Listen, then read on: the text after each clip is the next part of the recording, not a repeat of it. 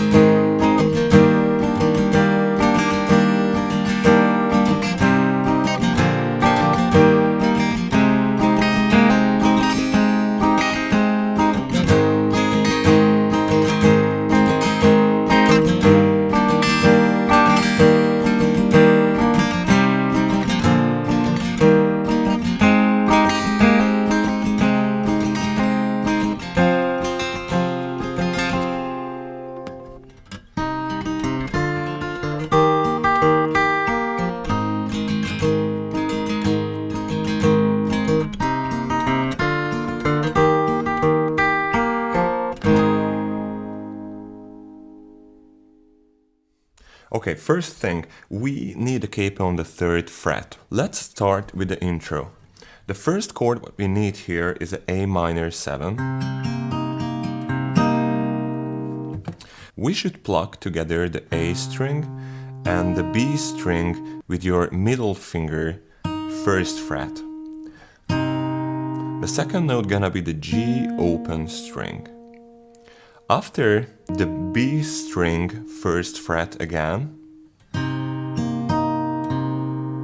and the A string again. The next chord gonna be G major / B. We have to pluck together the second fret on the A string and third fret on the B string with your thumb and middle finger. The second note gonna be G open string.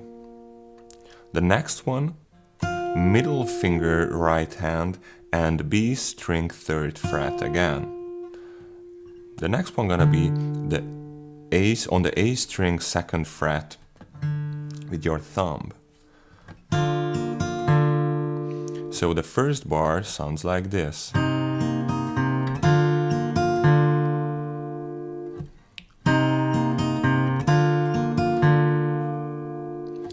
Keep in mind that the time signature is 6/8. Okay, in the second bar, first chord gonna be, actually this is a C major chord, and the first two notes gonna be the third fret on the A string with your thumb. You should pluck with your thumb, and the middle finger right hand, and on the B string 5th fret. You have to pluck it together. The second note gonna be G open string. The next one on the B string 5th fret with your middle finger, and the A string 3rd fret thumb gonna be the next one. So this is how it sounds like.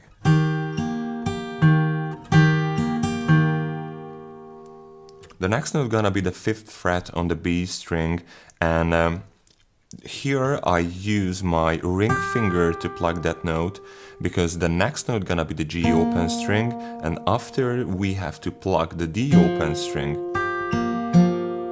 So the second bar sounds like this. One more time. Let's play the first two bars together.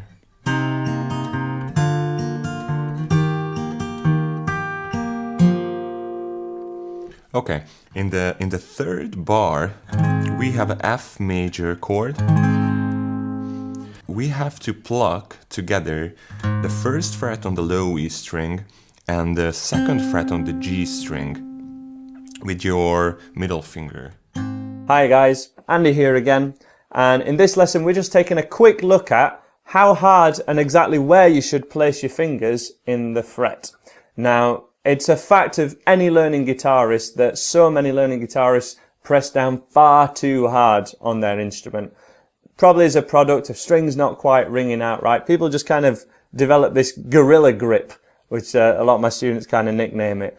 And it does prevent speed and effortless playing, and also means your finger ends just hurt far too much to even continue playing maybe, which is a real shame. So if from using this quick exercise, hopefully this will help you guys. Let's zoom into a close-up to check it out. Okay guys, let's cure your gorilla grip.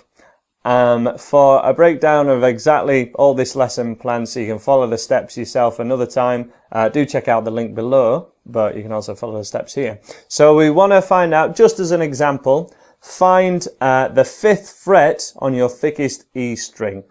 Now on this particular guitar, that's the first dot here.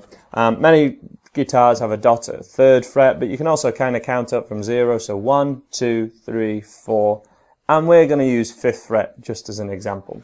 And what I want you to do is just place that exactly on the dot itself, right in the middle of the fret, and press down exactly as you normally would, and give how much you're pressing down a number between 1 and 10. Doesn't really matter what this number is, but see 10 like making the tightest fist that you possibly can and pressing down as hard as you can, and then 1 wouldn't even ring out, so light that it doesn't even ring out. So give yourself a number between 1 and 10 kind of now. You probably, in fact, I'm not even going to ask you, I'm going to ask you in a second. Okay, whatever your number is, let's press down exactly that amount, and I want you to play. Just pick, ideally with a pick as well. It'll be best done with a pick so we can hear as clear a note as we can. Play one note kind of every second, which by the way is something you should do when you're tuning your guitar as well. Just keep playing, and gradually with your first finger relax down the numbers. So imagining that you started off at, I don't know, 8, gradually go to 7 and 6 and 5, really slowly, so that it kind of starts to buzz, and then the note just stops ringing out altogether because we've got maybe down to a 2 or a 1. Now, at whatever point when you were playing that note started to buzz, press down that amount, but move your finger over to this side of the fret. So we want to be at your side of the fret, basically between where the dot is and the fret itself. We want to be exactly here. So we want to see this is the bad side of the fret and this is the good side of the fret. Position your finger here and press down that amount where you were just kind of tutoring on it, vibrating, but it is still ringing out. Don't press on any more than just that little bit of buzzing, but still sounding pretty good. If you can just get rid of that buzzing, but again, if you're pressing down any harder than you need to, please don't. And then think of what number that is compared to where you started. Remember, that note's ringing out exactly the same. At an estimate, if you started off at a 6, you might have been able to get that down. That might be a 3 or a 4 now. That's what my students tend to say. And then we're going to move our first finger over to the bad side of the fret, over to this side. So let's press down that same amount, 3 or a 4, and see what happens. And give it a go now, and we should get kind of this sound, just a thud, right? 3 or a 4, it's not ringing out. You have to press down kind of substantially harder, okay? Maybe even like approaching 6 or a 7 to press down, which is maybe how much you were pressing down at the start. So if we're positioning your finger at this side of the fret, at the good side, this side, your side of the dot, you can press down substantially less, and that's going to really help you for any of your chord shapes or any single notes that you ever play on guitar. If you're, say you're taking the way that I teach an A chord, right, like this, a lot of times this first finger just doesn't ring out, okay? This one can't help but buzz. That one finger has to press down a little bit more than the others, but don't press down any harder with the other fingers while you're doing this. And hopefully you can repeat this exercise with any of your other fingers. So say your middle one, press down the normal amount, keep playing once per second, go really gradually, less and less, until it stops ringing out, and then play that note again, just tutoring on the edge, move it to the bad side of the fret. If it still rings out the other side of the fret, you're pressing on too hard. You need to position your finger at this side and have it still sounding pretty good. If we're playing really high up the fretboard, so say somewhere near the double dot up here, we want to be leaning kind of on this side of the fret, because even my fairly small fingers fill up the whole fret. But if I lean on this side of the fret, it doesn't sound very good. If I press on the same amount and lean at this side of the fret, you know, I have to be pressing at this side and kind of straight on.